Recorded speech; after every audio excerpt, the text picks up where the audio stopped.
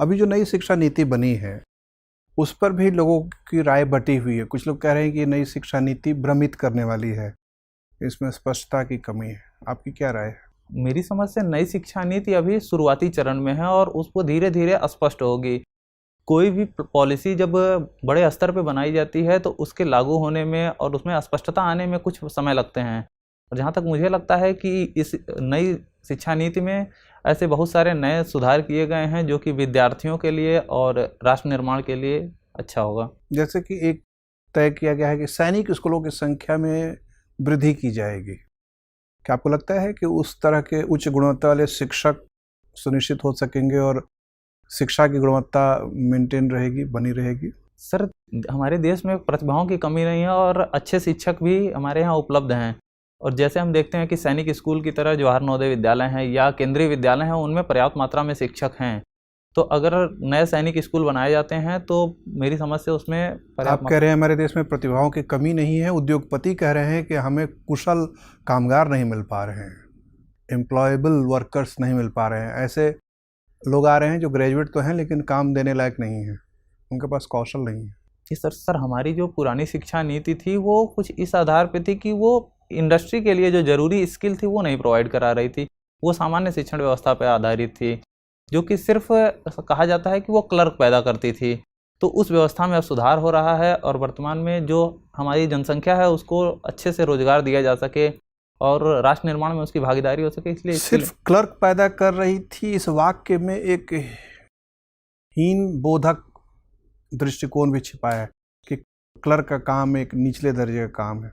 क्या आपको लगता है कि क्लर्क का काम भी एक अच्छा कार्य है, उसमें भी एक खास कौशल की जरूरत होती है? नहीं सर, क्लर्क के काम में नो डाउट कौशल की जरूरत होती है, लेकिन मेरे कहने का ये मतलब है या इस शब्द का ये मतलब है कि सिर्फ ऑफिशियल काम के लिए लोग हो रहे थे, जिनको डाटा याद करना हो, फाइल बनानी हो, यही काम हो, उस तरह से कौशल तैयार किया जा रहा था। जबकि आज के इंडस्ट्री की आवश्यकता सिर्फ इस पर आधारित नहीं है। अच्छा, कुछ लोग ये भी कहते हैं कि आर्थिक समृद्धि सदैव स्वागत योग्य नहीं होती है, इसके कई नकारात्मक प्रभाव भी पड़ते हैं। आप 2-3 बातें बता सकते हैं कि आर्थिक समृद्धि से, इकोनॉमिक ग्रोथ से क्या क्या नकारात्मक परिणाम निकलते हैं या प्रभाव पड़ते हैं? सर, आर्थिक समृद्धि से अगर आर्थिक समृद्धि आर्थिक विकास तक नहीं ले जा रही है तो पहला नुकसान ये होगा कि वो लोगों के मध्य विभेद पैदा करेगा। दूसरा ये है कि अगर आर्थिक समृद्धि को पर्यावरण के दृष्टिकोण से ध्यान न रखा जाए तो वो पर्यावरण की क्षति और आपदाओं को जन्म देगी। और तीसरी स्तर पे ये है कि वो आंतरिक अशांति और वैश्विक असंतोष दोनों को पैदा करेगा। तो क्या करना चाहिए? हमें निरंतर उच्च आर्थिक समृद्धि का लक्ष्य रखना चाहिए कि समृद्धि थोड़ी कम भी हो लेकिन लंबे समय तक सामाजिक रूप से, पर्यावरणीय रूप से धारणीय हो? सर, हमें हाईएस्ट पॉसिबल ग्रोथ चाहिए कि लो सस्टेनेबल ग्रोथ चाहिए जो इंक्लूसिव हो, सस्टेनेबल हो? सर, ग्रोथ की ज़रूरत है क्योंकि हमने ग्रोथ के दम पे ही हमारे यहाँ गरीबी में काफ़ी कमी आई है। तो ग्रोथ कितनी कमी आई है आज़ादी के बाद लगभग? सर, जहाँ तक सर मुझे एग्जैक्ट डाटा नहीं याद है, लेकिन अभी लगभग में बता दीजिए। सर, लगभग तो आज़ादी के टाइम हमारे देश में गरीबी लगभग 70% के करीब थी, जो कि वर्तमान में 22% के करीब आ गई है। ठीक है। और यस सर, तो विकास जो है वो आर्थिक समृद्धि भी आवश्यक है, लेकिन आर्थिक समृद्धि ऐसी हो कि जो कि धारणीयता को स्वीकार करती हो। तो हमें उच्च वृद्धि भी जरूरी है और साथ ही साथ ऐसी वृद्धि हो जो इंक्लूसिव ग्रोथ को बढ़ावा देती है। आप लेखपाल के पद पर हैं, समृद्धि की प्रक्रिया को समावेशी और धारणीय बनाने में लेखपाल की क्या भूमिका हो सकती है? सर, लेखपाल के जो मूल कर्तव्य हैं उनमें एक ये है कि वो जो फसलें बोई जा रही हों उनका वास्तविक मूल्यांकन करे और उसको भेजे। उसके बाद भूमि अधिग्रहण से संबंधित जो आती हैं समस्याएं, उनका ज़मीनी स्तर पर मूल्यांकन करे।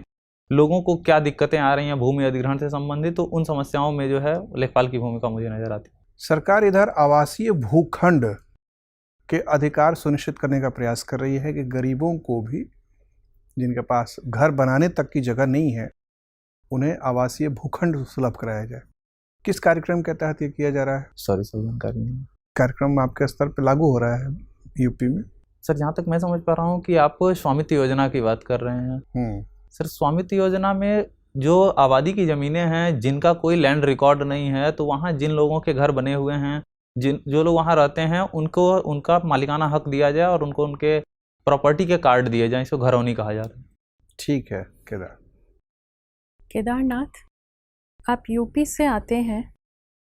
उत्तर प्रदेश के कितने वेटलैंड्स जो हैं